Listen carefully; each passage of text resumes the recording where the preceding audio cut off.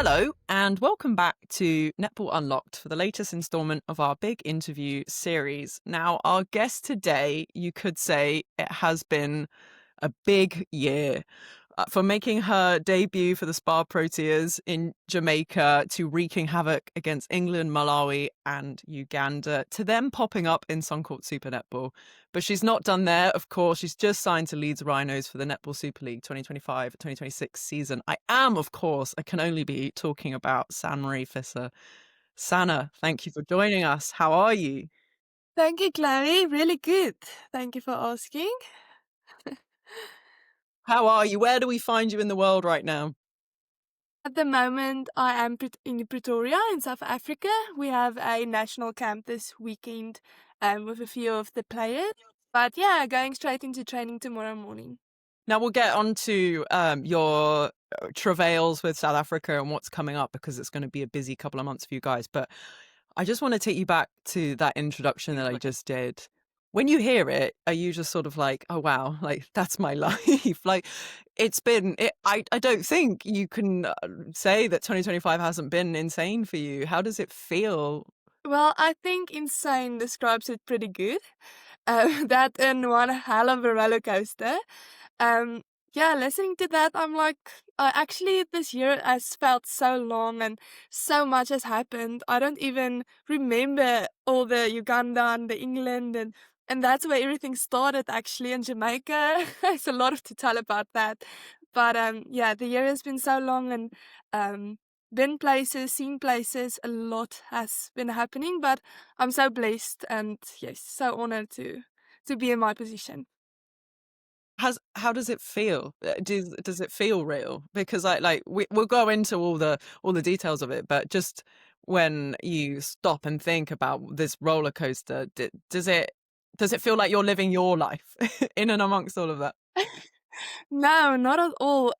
Also because it wasn't my plan for this year, like at all. Like I haven't even thought this would be possible, and I'm living it at the moment, and I have been living it this year. And looking back at what has already happened and what should still happen this year, it's just one heck of a ride, and it's actually crazy to think about it. Yeah. It's amazing, and let's get into it because really you get the call up for the national team, which is something of a dream of yours, from my understanding of reading your Yes. story. But that's quite. You're there because if I understand correctly, Carla Pretorius is not there, so you get this kind of. What was that like getting the news that you were selected?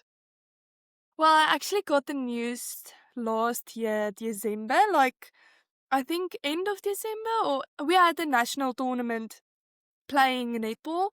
And the national coach gave me a call. I think we were on the last day. It was after the medal presentation. It was after everything, and it was so loud where I was because we were still at the court, and I saw she's calling me, and I was like, "Oh shit, why is she calling me?" And I got like my heart skipped a beat, and I answered very hesitant. I was like, "Hi, coach. How can I help you?"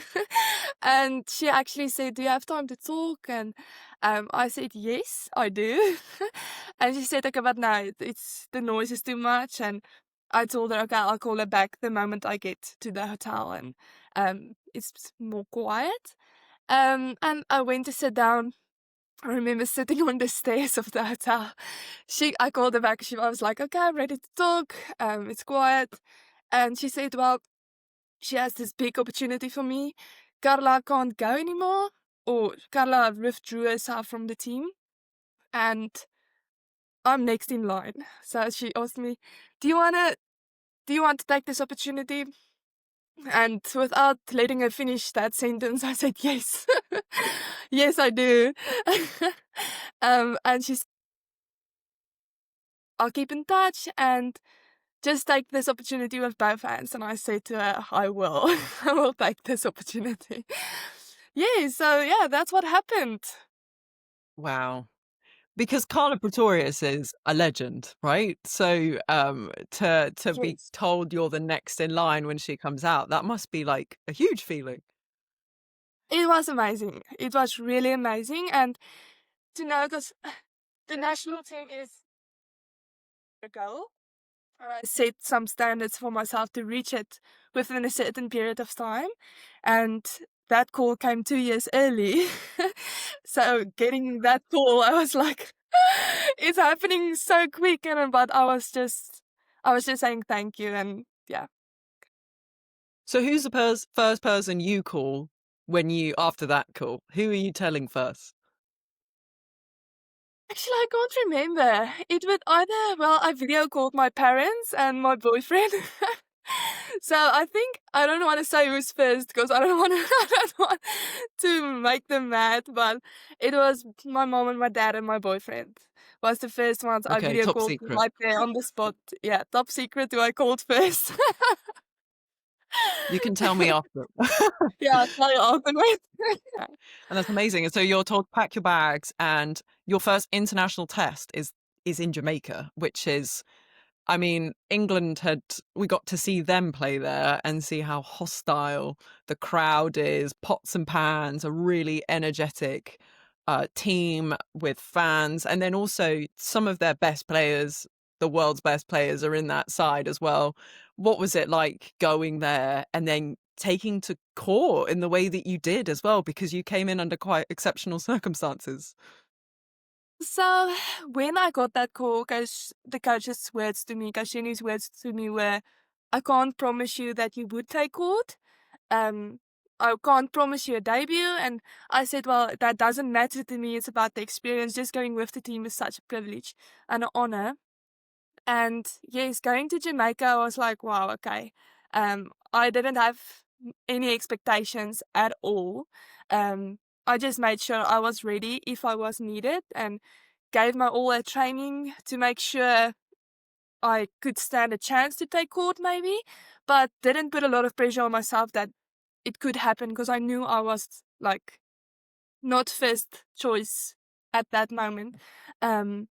And yes, I think we were there the second day of training. I broke my nose. I don't know if broke is the word. I would say shattered my nose.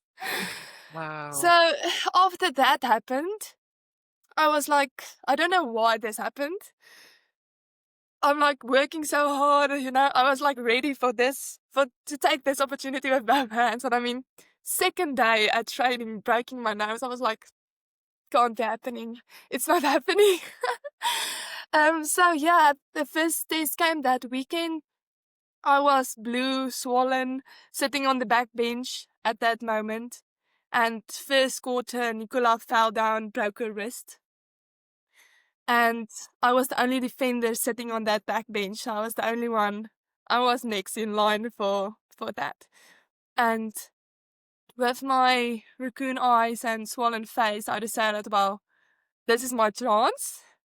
Something happened, took it away from me, but this gave me another foot in the door, actually. And I was like, well, they need me. I want this so bad. So I was like, yes, I'm ready. So that week I trained. I'm not a goalkeeper, haven't played it at all. And the coach told me at training that next week, well, I'm going to prepare you on goalkeeper against Shimona Jock, which were, for me, looking up to her like this, being so tall. I was like, okay, but gonna make my debut on goalkeeper with a broken nose in Jamaica. I was like freaking out a bit, but took that opportunity, trained so hard at goalkeeper, and well, the week went by, and that weekend she chose me to start against Jamaica on goal defense, which is my position. And yeah, it was just amazing to know, well, I'm gonna play for my country this weekend on my position with a broken nose, but that didn't matter really to me. But I was like, thank God. I was just, yes, couldn't be more thankful and blessed. So much adversity all at once. It's kind of, I think that's sport though. That's the magic of sport, is that sometimes these things happen all at once, and then it's a test of your kind of character, how you respond to that. But it does like think, okay, that's quite a lot of tests all at once. Like, we're gonna stop there. Yes. It really was, and I couldn't understand why it was happening in this way. Because, getting a call up into the national team, you expect really high standards of everything going smoothly, and well, that was not the case with me. But you were told, Santa, take it with two hands, and that's exactly what you did. And I got to watch you in London at the Nations Cup, where you were part of that team that beat England, which was really quite. It felt like this SPAR Protea team had really been testing and asking questions because of the kind of players that you have in your side. But that was really a moment that it was like, okay, we're not here to fill this tournament. We're here to win, and that was quite something. And tell me, what was that like as a team to have pulled that off? Well, I think starting in Jamaica, we set clear goals for ourselves, for the team, what we wanted to achieve, and Jamaica didn't necessarily go as we wanted it to go, but it was building us as a team, building our characters, playing in that loud noise, like you said, the pots and pans and everything in your ear. You can't even hear each other on court. So I think Jamaica really strengthened us as a team. And the moment we set foot in England, we knew exactly what we wanted to achieve.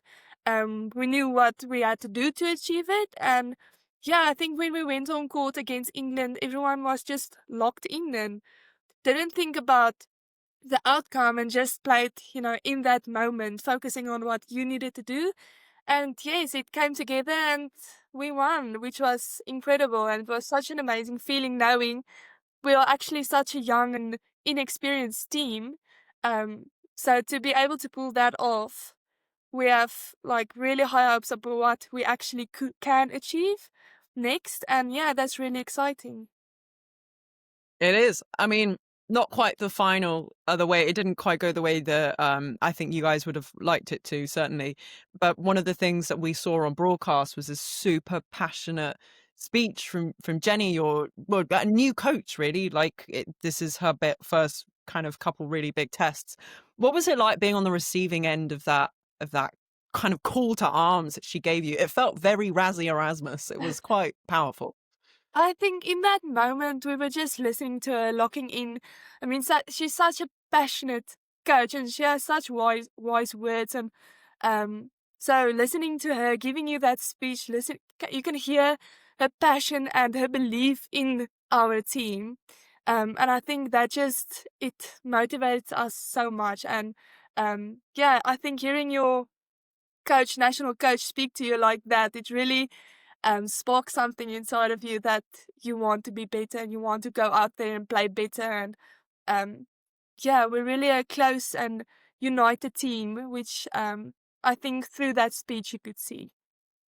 Yeah, no, it was amazing. It Yeah. was really cool to experience that and to understand how deep it goes because I think, as women when we're playing sport, you see a lot of passion in men and how that's like evoked and how it's brought out. But when, Jenny's in front of you kind of telling you like, yeah, lock in, Yeah. it's really amazing. And It then, is. but it doesn't stop there for you, Santa, does it? Because you've made your international debut, you've beaten England in your third or fourth game, and then Super Netball. Tell me how that happens. Chloe, wow, let's take it back a bit. Came back from England, enjoyed time with my family. Um, I was heading back to Potchefstroom, where I was planning to study this year. I was planning on doing my honors. Um, I was living my best life. It was a random day during the week. Megan called me. She was like, "I just want to tell you that Thunderbirds wants to speak about you to me. I just want you to know." And I was like, "Oh, that's amazing!" Because I mean, in my career next, that would be uh, incredible to achieve. And me and Megan both were like, okay, that would probably be 2026. They want to speak to her for next year. I think she called me back a few hours later, not even a few, maybe a couple, maybe two, yes. And she said, well, you need to sit down for this. I was like, what's happening? I was just at home enjoying my day, planning on going, just getting some rest after a hectic tournament we just had. And she said, well, they need you now. They want you now. And I said, what? I went quiet for a bit. I was like, you're joking. And she said, no, son, I'm not joking. I said, Meg, stop joking. Like, stop. We don't have time for this. And she said, no, really, they want you now. And they're offering you this. And it's such a big opportunity. And she hung up the call for me just to go sit down. And I knew that this game, that meant packing my bags in, I think it was 3 weeks. I got a nose operation that needed to be done still that weekend. And yeah, a lot was just happening. And I was there thinking, okay, well, nose operation first on the list because my nose were on this side of my face. And I was thinking, well, packing my bags. I had to leave university, leave family, leave boyfriend, pack everything up, go over to Australia. Well, yeah, 21 years old, that's a big step. But I had so much like conversations with everyone, speaking about, okay, what is the benefit of this? What will happen if I don't go? What happen if I do go? And I think at the end of the day, the pros were just so much more than the cons. And I decided, well, I already have a degree. Honors is something I can always come back to if I really wanted to. And so I finished my nose operation, cleared out my flat that next week, packed my bags, and off I went to Australia. Yeah. To the Adelaide Thunderbirds, who were two-time defending champions, going for a three-peat, kind of the place where the world's best defenders are, with Shamira Sterling and Latanya Wilson. That is, I guess, again, when we talk about opportunities and taking them with two hands, as Jenny had said to you back in December, that is massive. That's massive. You must have been on that plane wondering what this was all going to be like, that environment going to be like. I was, and I didn't know what to expect. Because I think in my mind, I was still like, there's so much more things that would probably happen in my career before I met that point, before I get to Suncorp Super Netball. I was not prepared for that call at that moment, and thinking, well, going to the premiership team of last year and going into undefeated champions, into a team where the best defenders is in the world, best coaches. I was just like amazed but so excited, thinking that going there would be such an incredible opportunity for me, something that I can't, how can I say, something I can't say no to. But yeah, it was just amazing thinking that I'm going to play with Shamira, I'm going to play with Latanya, I'm going to be coached by a defensive genius, because I think that's the only way you can describe Kathy Fellows. But yeah, it was just sitting on that plane over there. I was like, what did I do? What did I got myself into? But getting there, it was amazing. It's a tremendous amount of faith in yourself and in the opportunity and in the moment to have done that. And then obviously my understanding is you get there and you realise that Shamira Sterling Humphrey is pregnant, and that you will have a more prominent role in the team than you were initially brought in as. You were a temporary replacement player for Imelda Aiken-George. I believe that was how the announcement came. We had Jason on the podcast. For listeners, if you want to catch back how that happened, it was brilliant to get that insight. But you're now training, as you said, with a defense genius. You have Latanya Wilson, um, who's with you in the environment, but also Romelda, also Georgie Horges. Yeah. Could you just give us a little bit of an insight into what the Thunderbirds are like, what you learn, what yeah, like the golden nuggets that, you know, the outside world might not know. Well, I would say the thing that stood out most for me it wasn't the training or the coaches or anything like that. It was actually the team and the type of girlhood that team has and everyone there has. It's backing you more than you back yourself. Like the one next to you, playing the same position than you, is backing you more than you back yourself. And I think being able to say that about a team or about players is just amazing. And I think a lot of people can strive to be like that. I can strive to be like that. And I did. So they taught me a lot about, backing one another, being there for another, but also being coached by Kathy and Tanya. It was just learning so much that seeing what I actually still have within me, so much more than I can give, which I didn't know I could give. Um, just learning, actually, just learning the basics and doing the basics at 120% of everything I have, and they actually just work off of that. It's not, you don't have to have the greatest skills or whatever. They work on what you have and strength to the team, which is just, it was just amazing to see, and how everyone complements one another, learning about one another's strengths and then playing to their strengths, not only to your strength, because they will do that for you. Yeah, and it was just everything there. It was just, well, coming from South Africa, which is not there yet at this moment. We're striving to be there, but not there yet.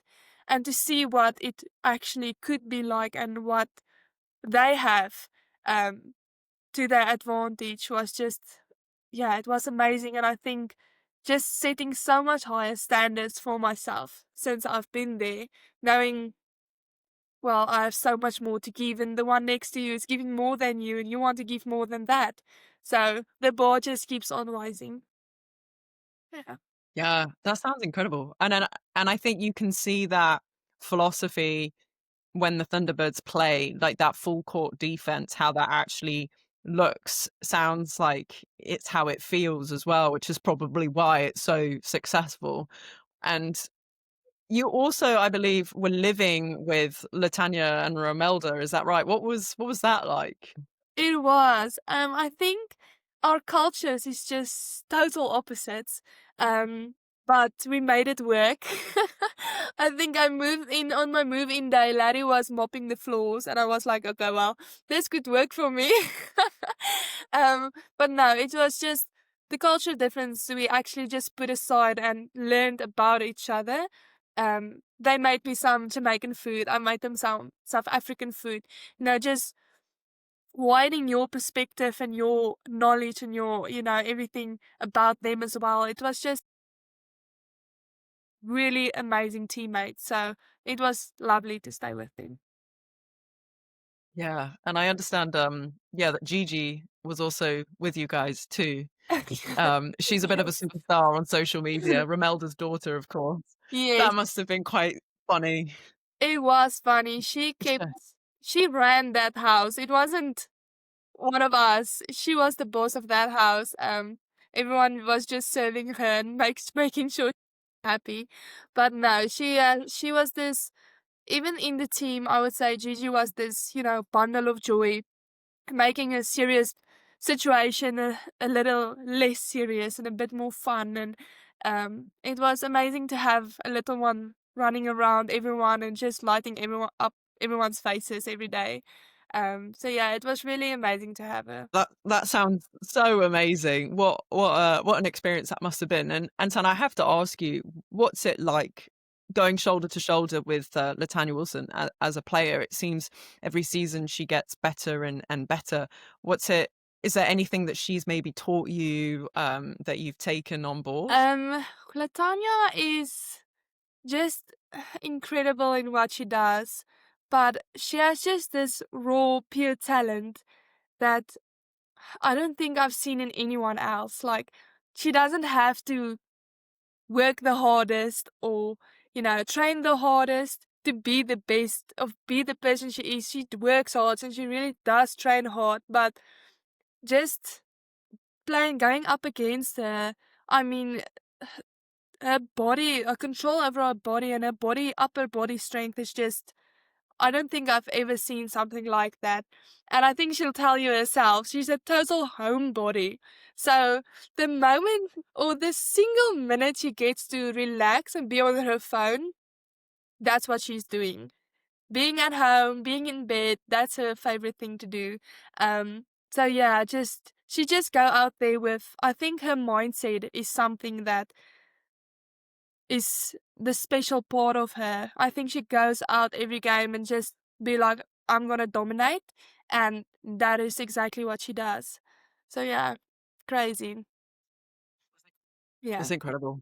Yeah, and but it's so the similarities between you both, I think, are also kind of there to be seen, and I think Latanya took a couple of years to sort of soak up SSN and then find her gears, and I think that's often the way with that league. It's so next level that especially from coming from the background that you were talking about with South Africa, I think it's all the other high performance elements as well that kind of set it apart, like diet and gym and strength and conditioning and those sorts of things. So it must have been overall, Sana, an amazing experience in your development as a Yes, player. totally. I think every single aspect I experienced over there, from players, friends, coaches, teammates, taking court against all of them, SNC, the things we got, the everything that were there for you to use, and all the facilities being there for you 24/7. I mean, it was in your hands as well it is in your hands as well to be the best athlete you can be. They do this much, but I mean, having all that facilities available to you, um, everyone there goes beyond what is required of them, and I think that is what makes them the best. Yeah. Do you have a favorite moment from your time on the SSN court? Because I did see a few deflections and intercepts from you when I was watching some games. Do you have like a welcome to SSN kind of moment? Chloe, that's a good question that I need to think about. um, Probably my first game, up against Joe Horton. I didn't know what to expect at all. Going on goalkeeper, which is not my preferred position. And I think I remember Kathy's face, and they called time out, and she came to me and she said, go out for flies and contest outside the circle.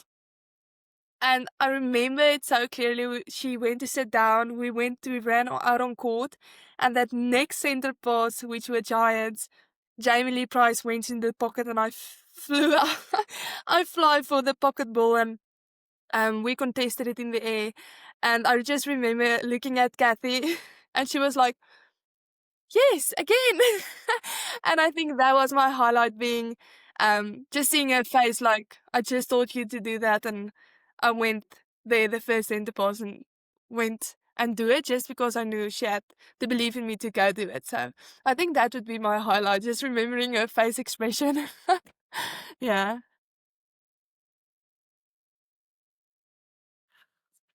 Yeah. That's amazing. Also, I mean, you just mentioned a legend, Joe Harton, and an absolute beast in Jamie Lee Price. I don't think Jamie Lee Price would mind me saying Yeah. that she is a force of nature on the court. So yeah, it's amazing that you got to experience. I actually, San, I want to just stop right there for your 2025 and go back a bit to your very beginning and understand a little bit about the Sana that came before the one that sat before me today. You grew up in the Northern Cape. Tell me about Uppington. Is that where you're from? What's it? Can you describe it? What's it like? It is, I think if you say the name Uppington to anyone, they would say, why would you live there? Because it's just crazy hot town. We just get almost 50 degrees in the summer. And you just, yeah, it's crazy. But, that's where I grew up. That's my hometown. That's where my family is. I went to school there, both primary and high school. And yeah, it would be home forever. But it's the Kalahari, which is red dunes and yeah, farm peoples, and yeah, it's just my town, and I'm proud to live there. Is it quite a small place? What's the Yeah. population? Okay, Yeah. I don't know, but it is a small town. Yeah, it's not like we have everything we need. We have really good medical and malls and shops, and we have everything we have. Just not it's not a city. It's just a small country town. Small place, but a Yeah. place where you grew up, and i.e., tell me about that. What was your childhood like? I'm going to guess it's a sporty one. Yes, it is. I think I have three siblings. Each one of us did everything we possibly could on the sport fields. I played netball, hockey. I did cross country, athletics. I did everything I can do, and I had my mom and dad supporting that and helping me be the best I can in that. But I think when I hit high school, I was still doing athletics, cross country, and netball. But my heart were at the netball always. But athletics were at the time was my strongest um, sporting code at that moment. So I really focused a lot on that, and as well as I feel like in athletics, if you qualify and you make the times, your hard work shows and you get chosen for, the next level. Where in netball, sometimes your talent can be mislooked, or there can be other factors that you're not chosen. Where in athletics, it was like make the time or make the distance and you're through. Which made it for me at the time a bit easier and more rest in my heart to know my hard work will pay off. Where in netball, I wasn't chosen for some of the teams. A lot of heartbreak, a lot of sadness, um, and knowing that I work so hard, but it's not getting rewarded, or I'm not achieving what I want to achieve, was a bit demotivating. But I was in my final year of school, so in my matric year, we went to SA schools where all the provinces in South Africa compete against each other, and they only choose one team out of each province.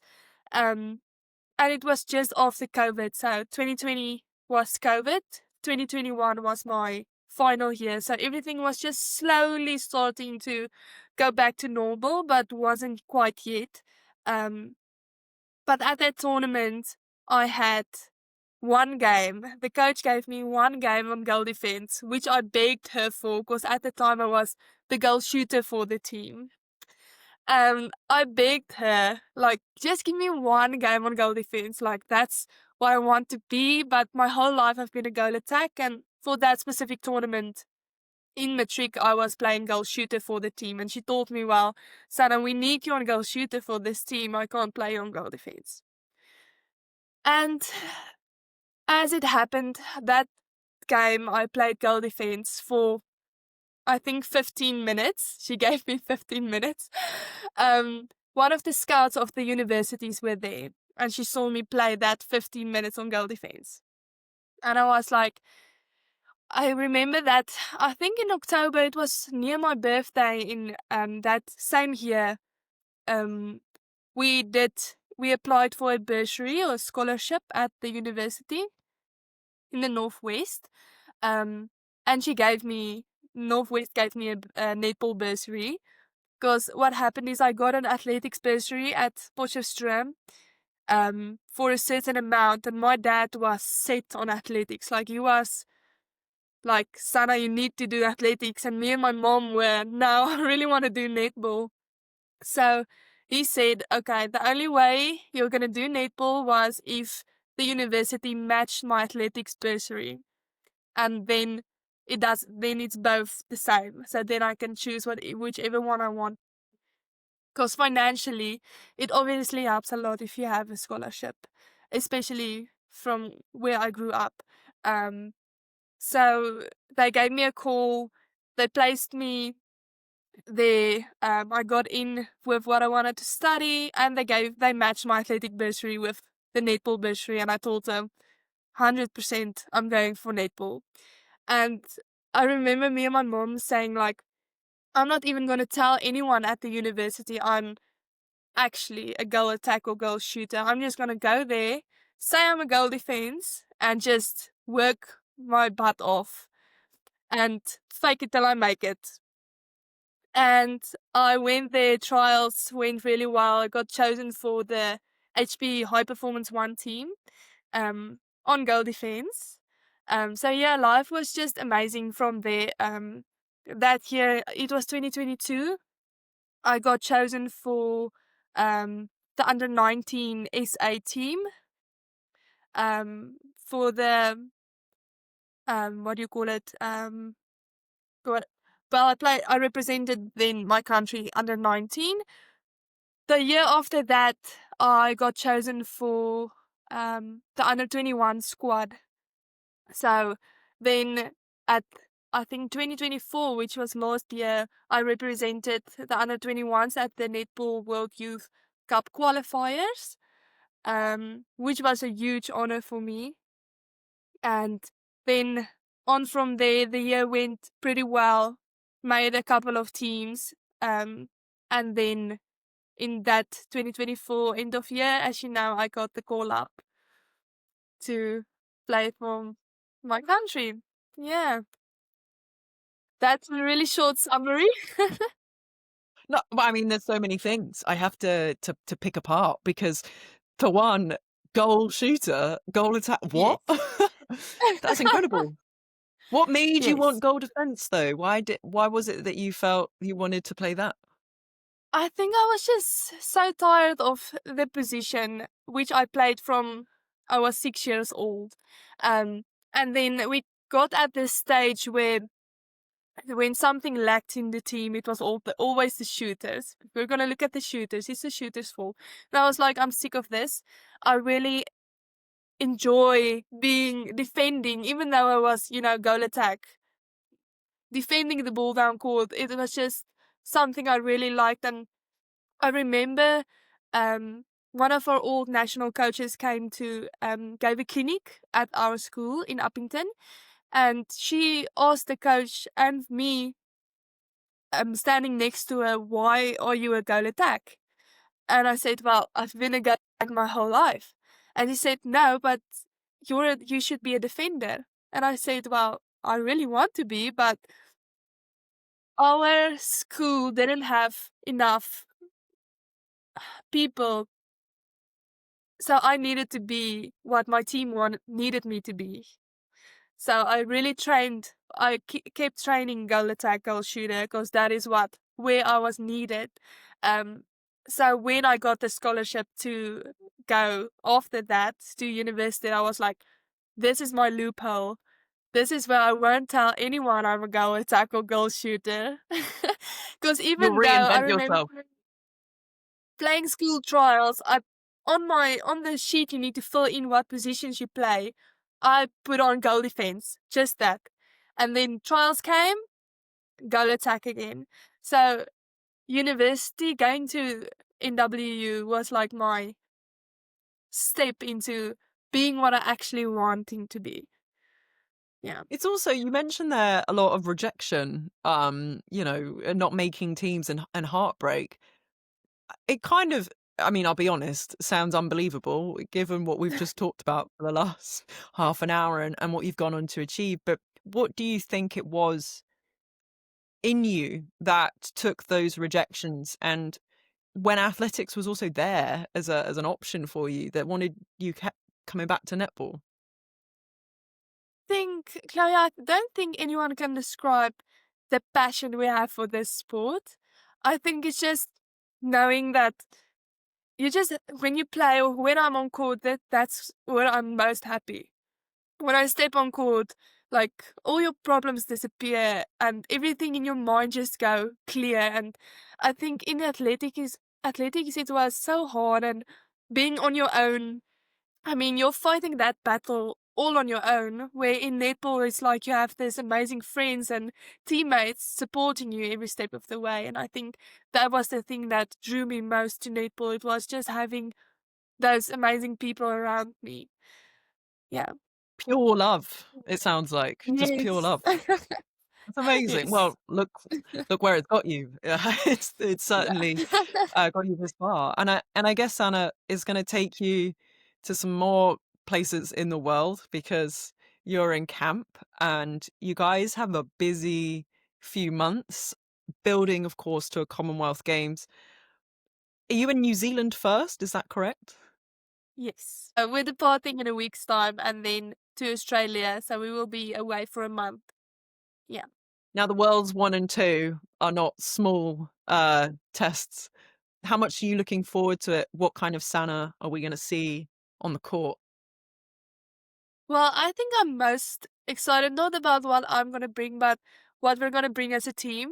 I think it's such an exciting group, and um, yeah, I'm just so excited to see what we're going to put out there. And I really want to go out there and just take the bull by the horns and just show them like who we are, what we have, show them the unity we have and the skill set we have, because the skill set we have as a team is a lot different than any other country, and same for them. But the style of play we play is very unique, and I think that is really exciting and exciting to know or to think about what are we going to bring in this test series against both of them. And I think for me, I'm just really excited to go there and just implement everything I've learned and, just play netball to enjoy it as well. Just go out there and just live the passion and love we have for the sport with a team and playing for my country. Yeah. Is there anybody you're looking forward to coming up against when you look at the diamonds and the silver ferns? When I look at the diamonds, I would say Kira Austin and Georgie Hodges, just because I trained with Georgie, so I know exactly what she brings to the table. And I think, yeah, Kira is just a player in her own league as well. Um, and against New Zealand, I would love to play against Grace and whoever they bring on as a goal attack, and just I'm really excited to see what we can do to dominate that circle. So am I. Yeah. I think so is the rest of the Yeah. world. Very curious to see what that looks like. Yeah. Because you Proteas have been working very hard, and it will be. I think this Commonwealth Games that's coming up, and the international games we're also going to see elsewhere is going to really, yeah, build some excitement towards that main event. And I imagine that is an ambition for you, the Commonwealth Games. Yes, definitely. I think if you sitting where I am now and not having that as my goal at the moment, then I'm not in the wrong space. But definitely already think what do I need to do to be in that team for Commonwealth Games. Yeah. Now, also after that, between the Commonwealth Games, where we are in the Commonwealth Games, you're going to be popping up in the UK. You have signed to Leeds Rhinos. You'll be in the Netball Super League. I think there are some attacking players and some coaches that are quite, not, I don't want to say sad, but they are like, oh God. Sanmarie Visser is coming to the UK. Why Leeds, Sano? What was the pitch? What won you over? Well, when me and Lauren and Meg had a video call about her, I asked her a lot of questions and everything. Obviously, I wanted to know because England would be a new experience for me. And Lauren just had this vision of the club and the culture she wants to create from scratch. And I just decided that I really want to be part of that from the beginning and I think it will be something special. And I can't wait to be a part of that. And just seeing the girls already looks lovely and amazing, and I think we can't ask for anything more than that. So yeah.